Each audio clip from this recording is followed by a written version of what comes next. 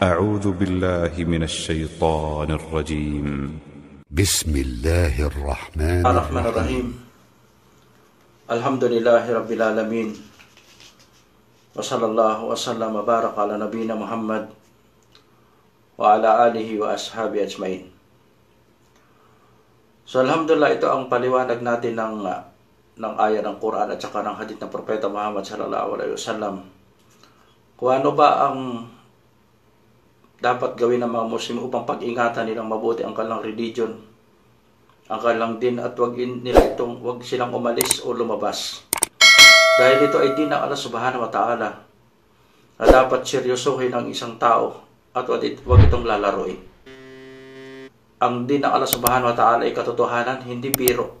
Hindi ito pinapahintulutan na laruin pagkatapos itong pasukin at pagkatapos ay iiwanan. So sinabi ng Allah subhanahu wa ta'ala, La ikraha fid din, qad tabayyana rusdu minal ghayy, wa may yakfur bit-taghut wa yu'min billah faqad istamsaka bil urwatil wuthqa. So ang aya na ito ay pagkatapos na ayat al-Kursi, na napakalaki ng kinalaman niya sa nakalipas na aya, ayat al-Kursi, na ipinakilala ng Allah subhanahu wa ta'ala kung sino siya, anong kanyang mga katangian, sino ang dapat sambahin. Kaya lang pagkatapos ng na ito, na nabanggit ng Allah subhanahu wa ta'ala na la ikraha fid din. Hindi kayo pipilitin, hindi compulsory ang pagpasok sa din. Ang pagpasok sa din. Kaya dito, ang tinutukoy dito sa na ito na dapat nating tandaan, baka sabihin ng iba, walang problema na may papasok sa Islam pagkatapos lalabas. Ito ay maling pangunawa ng aya. Na kapag ang isang Muslim o isang tao na siya ay tumanggap ng Islam ng ayon sa kanyang puso at talagang ito ay kanyang pinaniniwalaan ng buong katotohanan, dapat niya itong sumpaan. Hindi katulad na ibang pananampalataya, na ibang din na ang kanilang paniniwala ay walang katiyakan. So kaya, ano lang maisipan na sa kanilang pamaraan ng pagpasok? Papasok sila, alis sila, papalit sila, lilipat sila. Kaya sa Islam, ang tinutukoy dito din ay Islam. So hindi dito yung iiyak ka, tataas mo ang kamay mo, pagkatapos bubuhusan ka ng tubig at iba pa mga pamaraan. Sa Islam, kailangan sumumpa.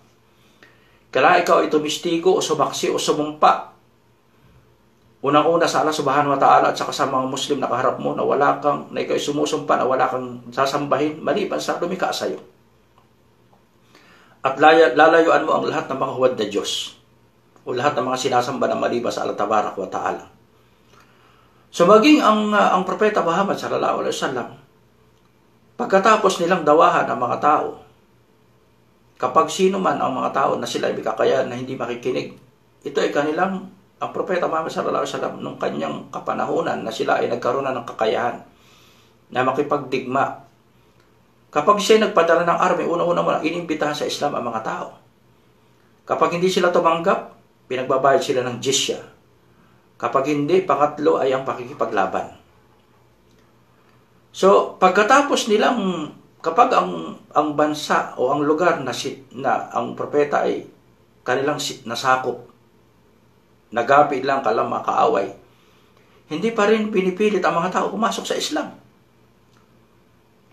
Meron ka pa rin choice na magbayad ng jizya o kaya manatili sa iyong di. Maliban lamang sa Jaziratul Arab, pinapaalis dito sa lugar, lalo sa Makkah at Madina, pinapaalis ang hindi mga Muslim. So kaya ang tinutukoy natin ditong la ikraha fid din, walang compulsion o hindi obligado na pumasok. Bibigyan kayo ng choice. Kailangan marinig ninyo ang Quran, marinig ninyo ang teaching ng Propeta Muhammad sallallahu alaihi wasallam. Ang ayat al-Kursi. Kaya lang, ang pinagbabawal dito, kapag ang isang tao ay pumasok na sa Islam, pinagbabawal lumabas. Dahil lang din ang Islam, hindi ito dapat biruin. Ito ay dinul haq. Ito ay katotohanan na hindi dapat biruin ng sino man. So ang tinutukoy dito, la ikraha fid din, hindi kayo obligado, hindi kayo pipilitin na pumasok sa Islam. Kaya lang, kapag pumasok tayo, bawal lumabas. Sinabi ng Propeta Muhammad sallallahu alaihi wasallam Man baddala dinahu faqtuluhu. Sabi ng Propeta Muhammad, once ang isang tao ay nag-claim na siya ay Muslim, na siya ay sumumpa na siya ay Muslim, o isang dating Muslim sumumpa na siya ay Muslim, pagkatapos niyang pumasok sa Islam, sabi ng Propeta, kung sino man ang papalitan niya, man baddala dinahu faqtuluhu. Kung sino man ang papalitan niya ang kanyang din, siya ay patayin. Ito ang hukom, ito ang kaparusahan sa Islam. At ang hukom na ito ay hindi biro, ito ay hukom ng Allah Tabaraka wa Ta'ala. Ito ay hukom ng Sharia, hindi ito hukom o batas na ginawa lamang ng tao na dapat biruin ang kanyang desisyon. Sabi ng Propeta Muhammad sallallahu alaihi wasallam sa ibang hadith, la yahillu damu imri'in muslim illa bi ihda talati. So, hindi pinapahintulot ang dugo o hindi pinahintulutan na patayin ang isang Muslim. Yan sabi dito, imri'in muslim. Ang tinutukoy dito, Muslim na pumasok sa Islam. Sabi niya, at-tayyibus sani. Ang isang lalaki at babae na may asawa na nakipagtalik sa hindi nila asawa, sila dapat ay batuhin hanggang sa mamatay. At ay paliwanag ko na sa ibang hadith. Wa nafsu bin nafs. At ang isang tao na nakapatay. Pangatlo, at-tariku lidinihi al-mupariku al-jama'a. At isang tao na iniwan niya ang kanyang din. At ang tinutukoy dito, din ang Islam. Ang isang tao na pumasok sa din, pagkatapos iniwan niya ang din, na pinalitan niya ang kanyang din, iniwan niya ang kanyang din, at pagkatapos lumayo siya sa jama'a ng mga Muslim. So kaya dapat ang tao na yung patayin. Dapat ang tao na yung patayin. At ang isang Muslim na tunay na may iman, nakamit niya ang halawa ng iman, wala siyang higit na mamahalin maliban sa Allah Subhanahu wa Ta'ala at Propeta Muhammad sallallahu alaihi wasallam. At mamahalin niya ang sino man ng maliban lamang sa Allah Subhanahu wa Ta'ala. At sabi nga rito sa hadith, pagpapatuloy ng hadith, an yakrahan yauda fil kupur. At kinamumuhian niya ang bumalik sa kupur. Ba'da id anqadahu Allahu minhu. Pagkatapos siyang iligtas, alisin na Allah Subhanahu wa Ta'ala sa kupur. Kama yakrahu an yukda pa pinnar. Nakatulad ng pagkamuhi niya na ilagay siya o itapon siya sa impyernong apoy. Yan ang isang taong may iman. Yan isang taong may iman. Hindi maaring biruin ang din. So kaya ang tinutukoy natin dito ang pagpasok sa Islam, la ikraha fid din, hindi obligado sa isang tao na pumasok sa, hindi pipilitin na pumasok. Ang tinutukoy dito ang pagdukul sa Islam. Hindi kayo pipilitin. Kaya meron kayong choice. Maniwala kayo. Aman sya'a minkum al-mu'min. Kung sino sa inyong gusto maniwala, maniwala. Kung sino ayaw, maniwala. Kaya lang, pagpasok sa Islam, bawal lumabas. Man baddala dinahu faqtuluhu. Dapat siyang patayin. Pagkatapos, sabi rito na Allah Subhanahu wa Ta'ala, la ikraha fid din. Bakit? Qad tabayyana al-rusdu minal ghayy. Dahil ang din ng Islam, ang dinul haq, ang din ng Allah Subhanahu wa Ta'ala, ang din na dinala ng mga anbiya at saka rusul, ang din na nasa tunay na kapahayagan na dinala ng mga propeta, qad tabayyana ar-rusdu minal ghayy. Kung titignan talaga ang Islam, ikukumpara sa ibang religion, maliwanag ang hak sa batil. Maliwanag ang katotohanan sa kasinungalingan. Maliwanag ang guidance sa dalal o pagkaligaw. Maliwanag. Pagkatapos sabi na Allah Subhanahu wa Ta'ala, pamayakpur bittagut. Ito na ang pagpasok sa Islam. Pamayakpur bittagut wa yu'min billah. Ito ang kaibahan ng tao na tunay na pumasok sa Islam. Alam niya ang kanyang pinasok. Sabi rito na Allah Tabaraka wa Ta'ala, pamayakpur bittagut wa yu'min billah. Faqad istamsaka bil urwatil wuthqa lam pisama laha wallahu sami'un alim. Sabi rito na Allah Subhanahu wa Ta'ala, hindi kayo pipilitin. Kaya lang maliwanag ang hak sa katotohanan, sa kamalian, ang gabay sa pagkaligaw. Pagkatapos sabi rito ng Allah Subhanahu wa Ta'ala, kung sino man ang itakwil niya, i-reject niya, hindi niya paniwalaan ang lahat ng tabo, lahat ng huwad na Diyos. Ang lahat ng huwad na Diyos, wa yu'min billah. Ito ang unang-unang dapat maunawaan ng isang Muslim. Ang tauhid, ang la ilaha illallah. Ang ibig sabihin dito, la ilaha illallah. Sabi dito, la ilaha na Wa man yakfur bitagut, i-reject nyo lahat ng mga huwad na Diyos. Wa yu'min billah, paniwalaan nyo ang inyong Creator. Ang nagdala dito sa inyo sa mundo, ang nagbigay sa inyo ng lahat na kailangan nyo dito, sa paliwanaan ninyo ng buong katapatan, tasdik ng buong katapatan. Pakadistam sa kabil urwatil wutqa.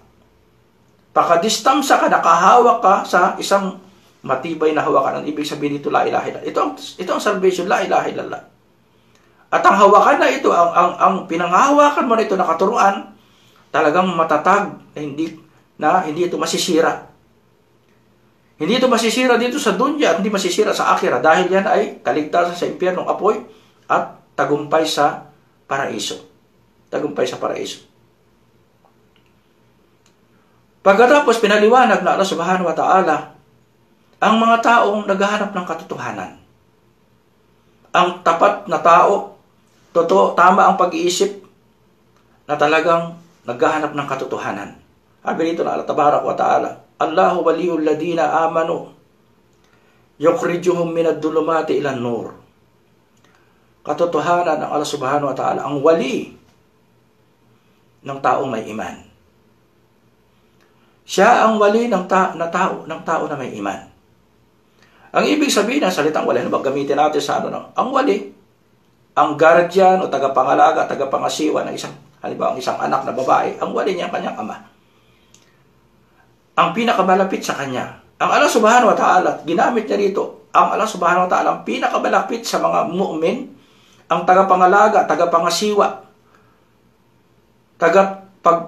tagatulong, tagapagbigay ng tulong sa mga mu'min, sa mga tao may iman.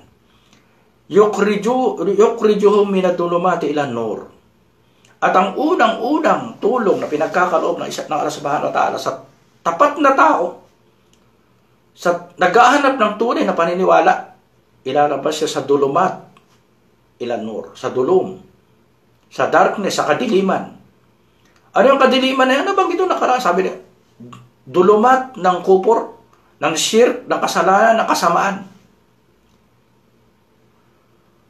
At nur ng tauhid, nur ng Islam, nur ng guidance, nur ng pagsamba sa Allah subhanahu wa ta'ala. So ano yung dulumat na tinutukoy dito? Ang isang tao na nagsasabi ang mga hindi mga Muslim, na ang isang Muslim daw kapag pumunta sa kanilang religion, aalisin sa kadiliman, dadalhin sa, ano yung liwanag na tinutukoy nila? Liwanag ng shirk, liwanag ng pagsamba sa huwad na Diyos, liwanag ng pagsamba sa, liwanag ba yung pagsamba sa isang nilikha lamang? Liwanag sa pagsamba sa hindi naman tagapagbigay sa iyo ng iyong kailangan? Liwanag ba yan ang sumamba ka sa hindi lumikha sa iyo? So yan ay tunay na kadiliman, yan ay kasinungalingan. Sabi rito na Allah subhanahu wa ta'ala, ang isang tunay na mu'min, aalis siya sa kadiliman ng kupor, ng shirk, ng kasalanan, ng kasamaan, ng kasinungalingan, ng pagkaligaw. At dadalhin siya sa liwanag ng gabay. Dadalhin siya sa liwanag ng katotohanan. Dadalhin siya sa liwanag ng Islam. Dadalhin siya sa liwanag ng tauhid. Dadalhin siya sa liwanag ng pagsamba lamang sa kanyang Khalik, sa kanyang Creator. At aalisin siya sa lahat ng uri ng kadiliman. Ito ang tunay na liwanag. Pagkatapos sabi rito na Allah subhanahu wa ta'ala, walladina kafaru awliya'uhumut tagut. Ang mga disbeliever, ang mga kafir, ang nagdi-deny ng katotohanan, ang nagtatakip ng katotohanan, tinatakpan nilang katotohanan, ang kanilang supporter, ang kanilang katulong, ang kanilang hinihingian ng tulong, ang kanilang tinatangkilik na hihingian ng katulong, awliya'uhumut tagut. Ang kanilang tinatangkilik, ang kanilang katulong ay mga huwad na Diyos sa pumumuno ni Shaitan.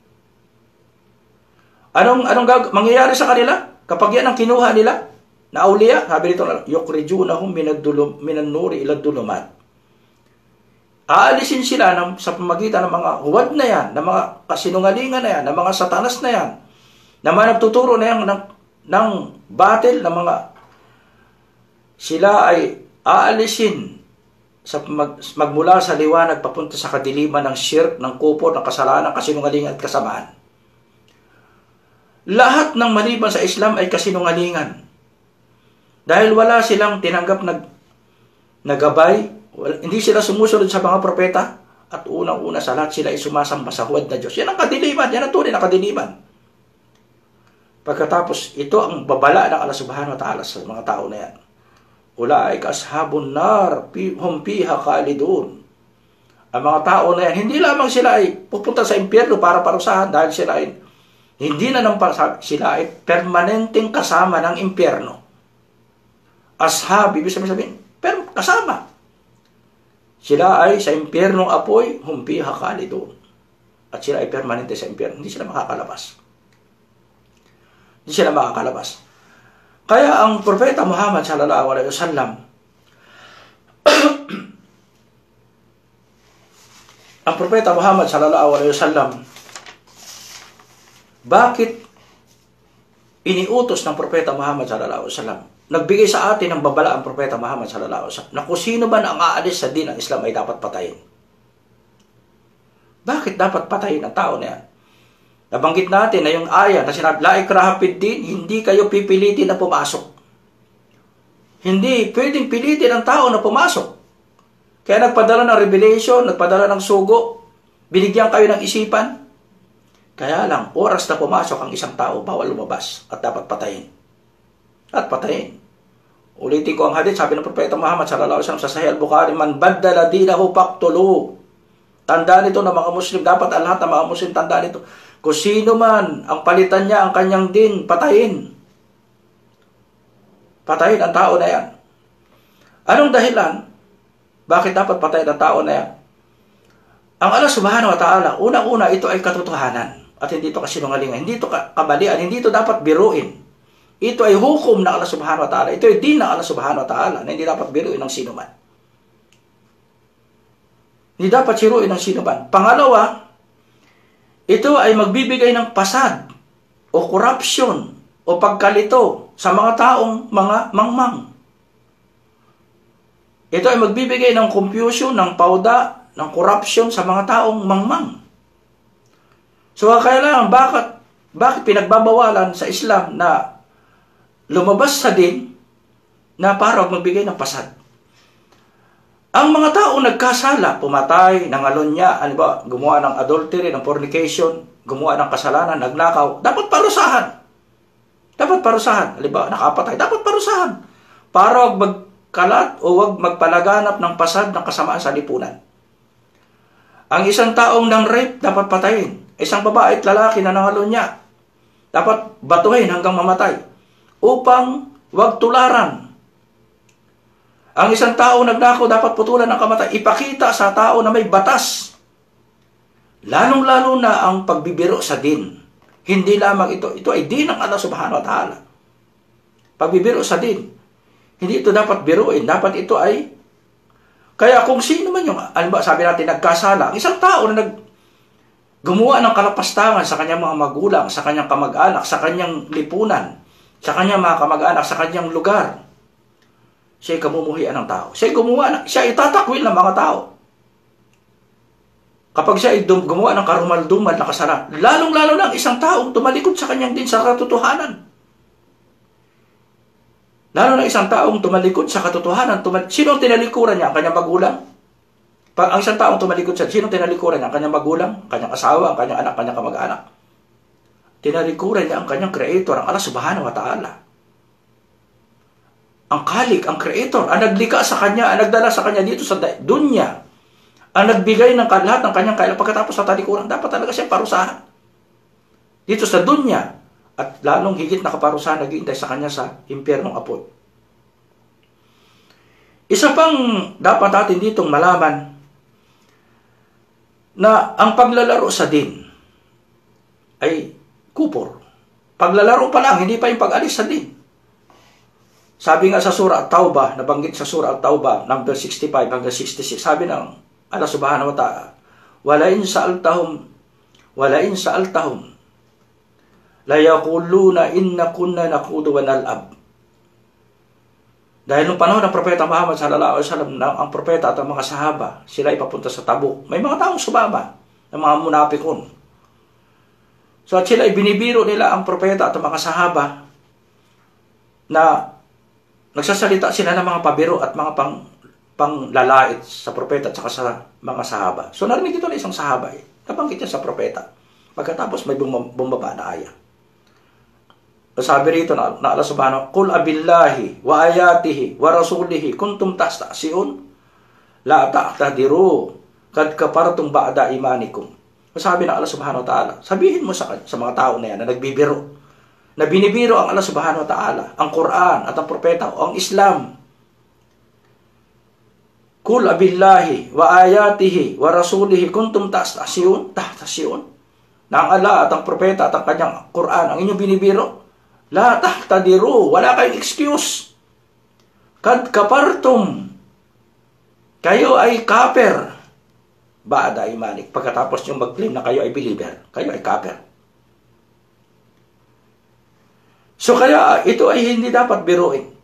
Kaya ang Islam, isa pang mahalaga dito, na ang unang-unang dapat pangalagaan dito sa dunya, unang-unang dapat pangalagaan ay ang din ng Islam. Mayroong binigay sa ating darura al-kamsa, 5 napakahalaga o emergency o importanteng bagay na dapat pangalagaan. Himaya ng 5 bagay na ito. Unang-una, himaya ng din, pangalagaan ng din. Pangalagaan ng nafs, ang buhay ng tao. Pangatlo, pangalagaan ng ukul, ang isipan ng tao. Pang-4, himaya ng mal, pangalagaan ng kayamanan ng tao. Pang-5 ay pangalagaan ng nasa buong karangalan ng tao. Sabihin natin ang nafs, ang buhay ng tao, dapat pangalagaan. Wag itong patayin sa pamagitan ng pagbibiro.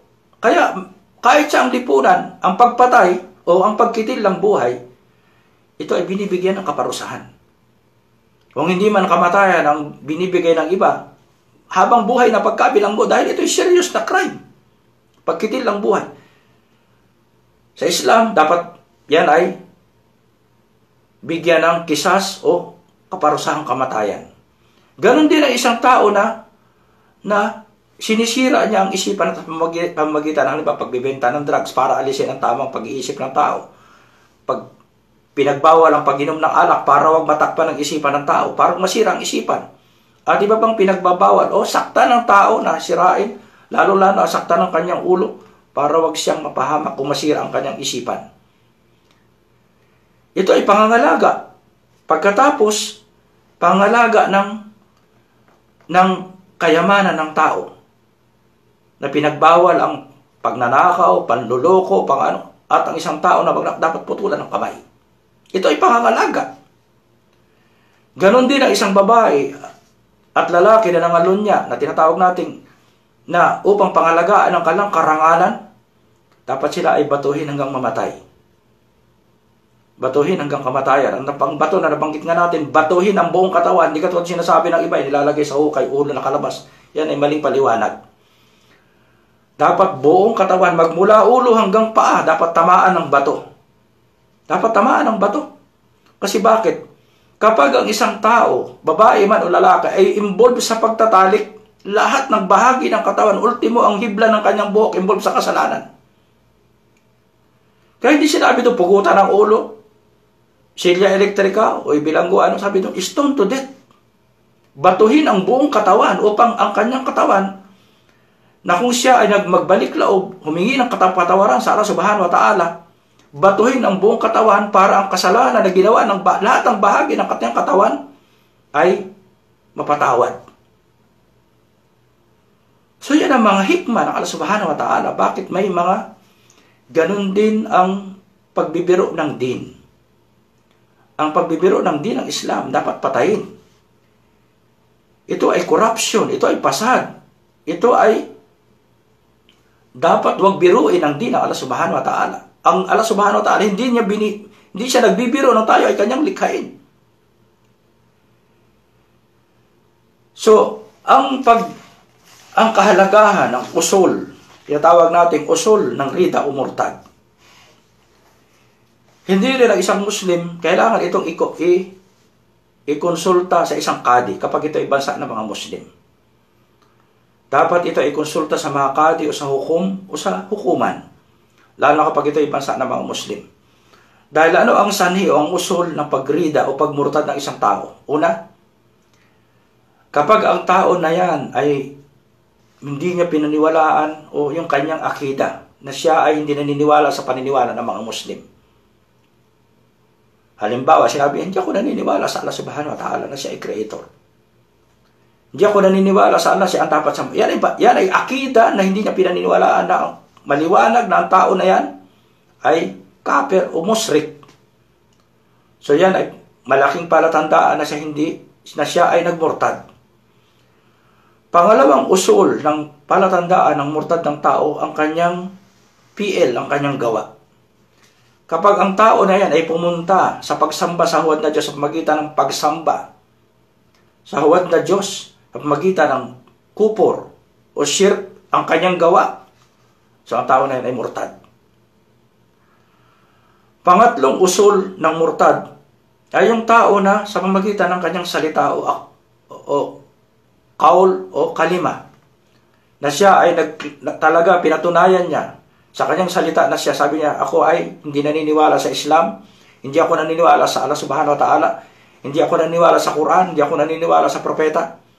Sa kanyang salita mismo, clear na siya ay kafir. Panghuling usul ng murtad, na kapag ang isang tao mayroong shock o doubt o pag-aalinlangan, na siya ay mayroong shock sa din ng Islam, na ang dinalang din ng Propeta Muhammad sallallahu alaihi wasallam, ang dinalang Quran ng Propeta Muhammad sallallahu alaihi wasallam, ang inexplain o isinabuhay na teaching ng Propeta Muhammad sallallahu alaihi wasallam, meron siyang doubt. Tinutukoy natin dito, shock. Meron siyang anumang uri ng pagkaalinlangan, ang tao na yan ay clear na kafir.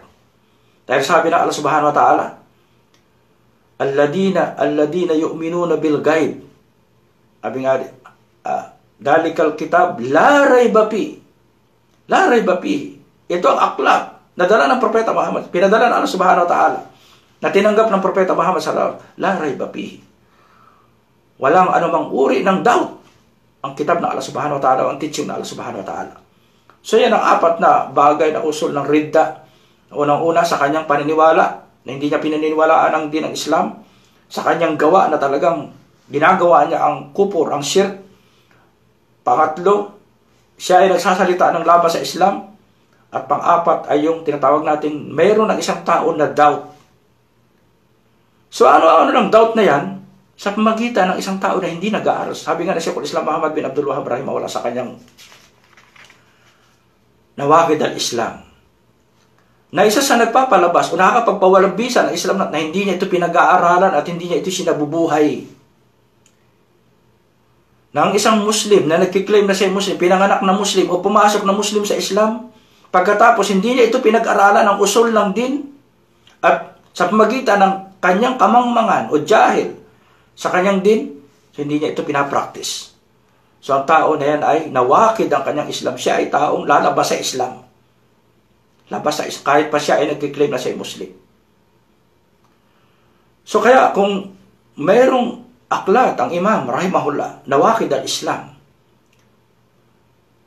At kung gusto niyo pang puntahan yung may mga sa kutob ng ridda, sa mga kutob ng fiqh, yung mga murtad, si Sheikhul Islam Muhammad bin Abdul Wahhab, 10 lamang nabanggit niya sa nawakid ang Islam. Pero ang mga ulama, at bakit niya 10 lang, ito ang kalimitan na nangyayari sa mga tao sa pamagitan ng hindi na pag-aaral ng Islam. Kaya dito obligado sa isang Muslim pag-aralan ng usul lang din, ang tauhid, ang shirk, at ang usul lang din, ang arkan ng iman at saka arkan ng Islam. Kapag hindi yan alam ng isang tao na nagkiklaim na siya ay Muslim, yan talaga ang palatandaan na siya ay maaaring lumabas sa kanyang din, lalong-lalo ng tauhid. Kaya sabi rito ng Allah subhanahu wa ta'ala, wa may yakfur bit-ta'agut wa yu'min billah.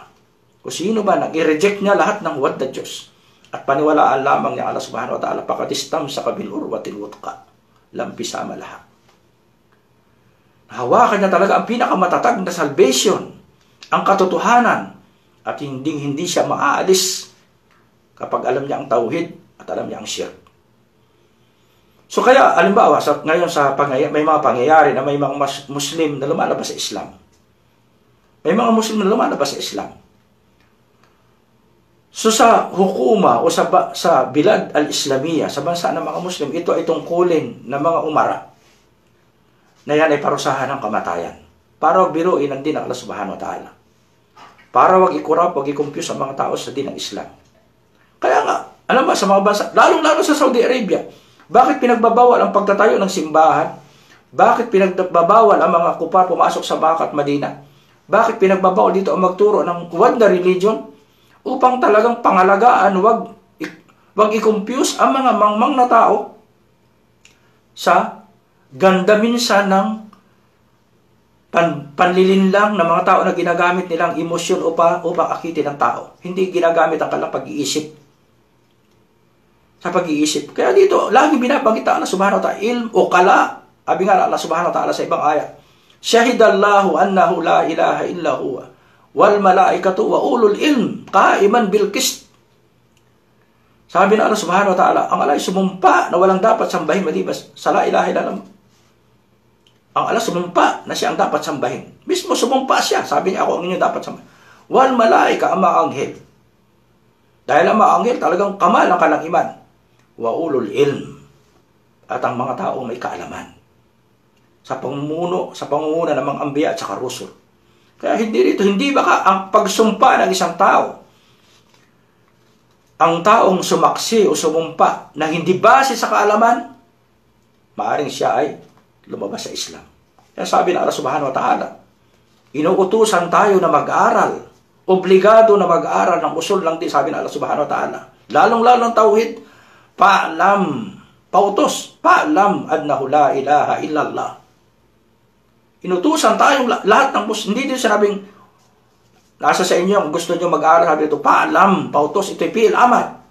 Paalam annahu la ilaha illallah. Alamin ninyo ang tauhid. Dahil kapag ang tao nakahawak sa tauhid, hindi lalabas sa Islam. Hindi lalabas sa Islam ang tao nakahawak sa tauhid. At alam niya ang sumisira ng tauhid. Kaya, alam mo, sa hukuma, dapat yan ay parusahan ng kamatayan. Kaya lang dapat dalhin sa kadi, sabi nga rin mga ulama, imbestigahan at paliwanagan, baka tingnan kung siya may tamang pag-iisip, kung ang tao ba na yan ay hindi majinun, ang tao ba na yan ay nasa sapat na gulang, may mga kondisyon, katulad ng syurut ng sala. Yan ba ay Muslim? Kung yan ay Muslim, talagang dapat patayin. Ngayon, nasa sapat tama, hindi ba yan nasisiraan ng ulo? Hindi ba yan lasing? Hindi ba yan at yan ba ay nasa sapat na gulang? Kapag yan ay napatunayan, sabi na ibang ulama, ikulong muna ng 3 araw, pagbigyan na o kaya siya i-crucify, sabi nga na i-crucify, hindi tinatawag na i-crucify na patayin, siya ay pahirapan. At pagkatapos, sa loob ng 3 araw, hindi siya magtauba, dapat siyang patayin. Ngayon sa bilad ng hindi mga Muslim, katulad ng may mga nagkiklaim na sila isinilang na Muslim o isang tao na pumasok sa Islam, na lumabas sa Islam. So, wala tayong hukuma, wala tayong batas. Dahil ang batas na umiiral sa atin ay batas, pinamumunuan, ang kalang pinairal na batas ay batas na gawa lamang na tao. So, minsan hindi nating maaring gawin ang pagpatay o pagpaparusa ng kamatay sa isang tao nagmurtad. So, anong dapat gawin ng mga Muslim? Magmula unang-una sa ating pamilya. Ang isang pamilya sa pamumuno ng mga magulang at ng mga taong may kaalaman sa kanilang din, na ang isang tao na nagmurtad, kapag walang batas sa atin ng kamatayan o pagpaparusa ng kamatayan, dapat ang tao na palayasin sa kanilang bahay. Dapat palayasin sa kanilang bahay. At pagkatapos yan ay idulog sa mga sa barangay o sa community, halimbawa ng mga Muslim, sa mga namumuno, at pag-usapan kung anong dapat gawin sa kanyang kaparusahan. Na dapat ikulong at ipako at bigyan ng paalala o i-crucify, hindi dapat patayin. Dahil yan ay may batas dyan. At kapag ang tao na yan ay nagpatuloy sa kanyang murtad, dapat siya ay palayasin sa ating bayan. Dapat siya ay palayasin sa ating bayan. Para wag siyang magkalat ng pasad. Wag siyang manghawa ng kanyang kapinsalaan, ng kanyang kasinungalingan, ng kanyang kamangmangan sa din ng hak, sa din ng Allah Tabaraka wa Ta'ala. So kaya ito ay seryosong bagay na sinabi ng Allah Subhanahu wa Ta'ala, la ikraha fid din. Hindi kayo inuobliga na pumasok. Hindi kayo inuobliga na magdukul. Kaya lang, once na pumasok kayo, bawal lumabas. Bawal lumabas. Hindi ito pwedeng biruin. Kaya sabi ng propeta sallallahu alaihi wasallam, man baddala dinahu faqtulu. Ito ay seryosong salita ng propeta sallallahu alaihi wasallam dito. Ito ay salita ng Rasul na tumatanggap ng revelation. Kung sino man ang palitan niya, ang kanyang din patayin. Patayin. Subhanallah. Subhanallah. Kaya yan ang tinatawag nating ng mga tao na dalal, na jahal, na nagkiklaim na sila ay sumumpa sa din ng Islam. Pero katotohanan, ang pagsumpa na ay sa lisan lamang, hindi sa puso. Dahil kung yan ay base sa puso, base sa kalaman, hindi na tatalikuran ang kalang kalik. Maaaring talikuran ang kalang magulang, kalang asawa, ang kalang kapatid, ang kalang kamag-anak, nang dahil sa Islam. Pero ang isang alim na Muslim, ang alam niya ang kanyang din, hindi niya itatalikuran ang Allah Subhanahu wa Ta'ala. Hindi niya tatalikuran ang kanyang Creator na kanyang pinagmulan at nagbibigay sa kanya ng lahat ng kanyang pangangailangan. So kaya ito ay dapat nating pag-aralan ng ating din. Ito ay obligado sa lahat ng mga Muslim na pag-aralan natin ang Islam. At ipalaganap natin ang Islam. Lalong-lalo na ang tauhid ng Allah Subhanahu wa Ta'ala. Lalong-lalo na ang tauhid ng Allah Subhanahu wa Ta'ala. Maraming tao, maraming Muslim na hindi na naunawaan ang ibig sabihin ng salitang tauhid. Kaya sila lumalabas sa Islam. Inshallah, sana'y gabayan tayo ng Allah Subhanahu wa Ta'ala at panatiliin tayo sa din ng Islam. Katulad ng palaging dua ng Propeta Muhammad sallallahu alaihi wasallam, ya muqallibal qulub, tabbit kalbi ala dinik. O Allah na tagapagkontrol na aking puso, panatiliin mo ako sa din ng tauhid. Panatiliin mo ako sa din ng Islam. Panatiliin mo ako sa din ng hak. Huwag mo akong dadalhin sa din ng kupor at syirk o kasalanan. Inshallah, hanggang dito na lamang. Wa sallallahu wa sallam ala nabiyina Muhammad wa ala alihi wa ashabi ajmain. Assalamualaikum warahmatullahi wabarakatuh.